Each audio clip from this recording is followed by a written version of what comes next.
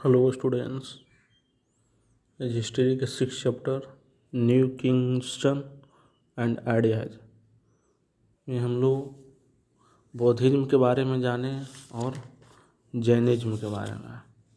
अब हम जानेंगे द संघ यानी संघ के बारे में।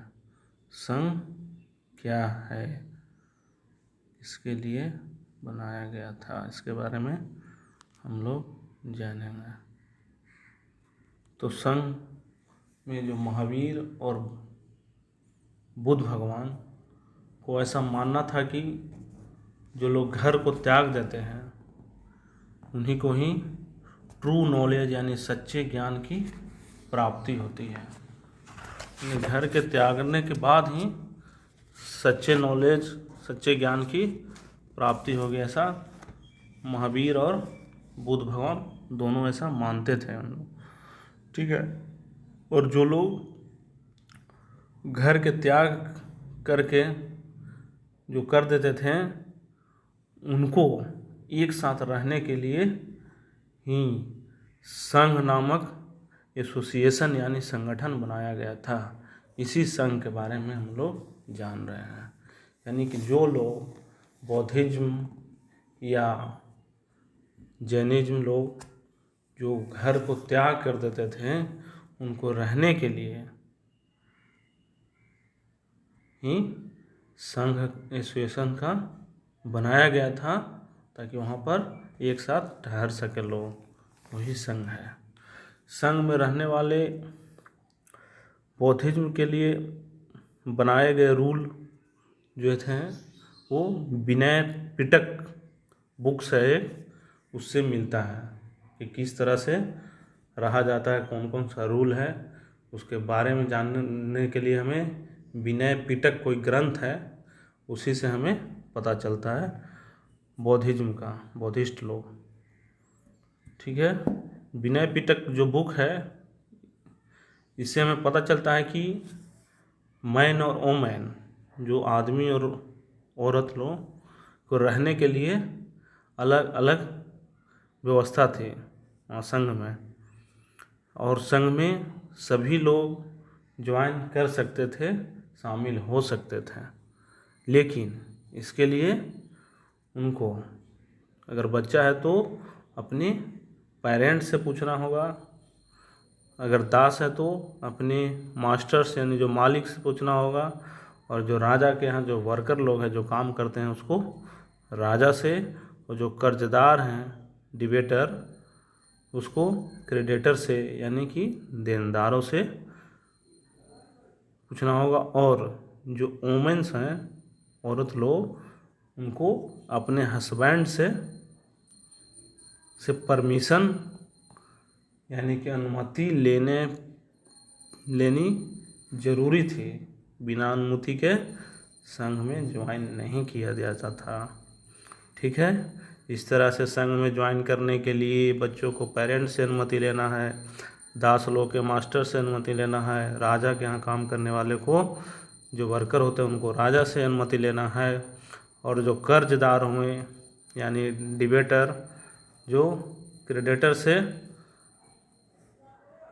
परमिशन लेंगे, और जो वोमेन्स लोग थे जो महिलाएं थे उसको अपने हस्बैंड यानी पति से परमिशन लेना जरूरी था, तभी संघ में शामिल हो सकते थे। ठीक है। जो भी मैन एंड वोमेन, पुरुष और महिला जो संघ में ज्वाइन करते थे उनको बहुत सिंपल लाइफ यानी एकदम साधारण जीवन, सादा जीवन जीना होता था। और उन लोग ज़्यादा समय तक मेडिटेटेड यानी ध्यान करते रहते थे। वो हर समय ज़्यादा समय तक ध्यान केंद्रित करते थे, और फिर उसके बाद जो कुछ समय जो फिक्स समय बचता था वे सिटीज़ और विलेज में जाकर, गांव शहर में जाकर भिक्षा मांगते थे। इसलिए उनको भिक्षु और भिक्षु और भिक्षुनी कहा जाता है। और उन लोग लोगों को, जो साधारण लोग थे उन लोगों को शिक्षा भी देते थे। और उन लोग एक दूसरे को हेल्प भी करते थे, और जो आपसी लड़ाई हो को उन लोग सेटल भी करते थे। और जो लड़ाई होता था, जो सेटल करने के लिए उन लोग मीटिंग अटेंड करते थे, मीटिंग भी करते थे उन लोग। ठीक है, कौन करते थे? भिक्षुक और भिक्षु और भिक्षुनी,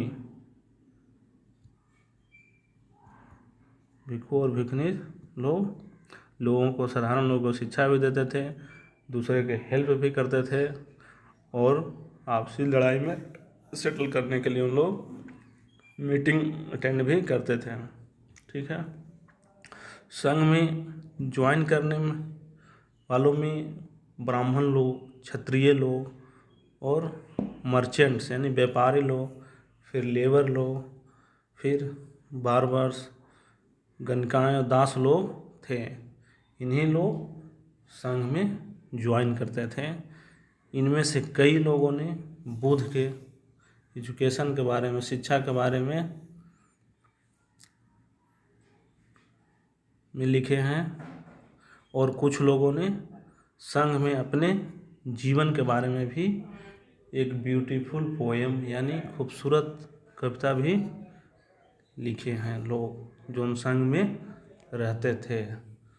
ठीक है, इस तरह से हम संघ के बारे में जाने कि किस तरह से बौद्धिस्ट और जैनिस्ट लोग जो घर त्याग कर जो बाहर रहते थे, वही एक संगठन के रूप में था, वहीं पर सब एक दूसरा को के साथ मिलकर रहते थे।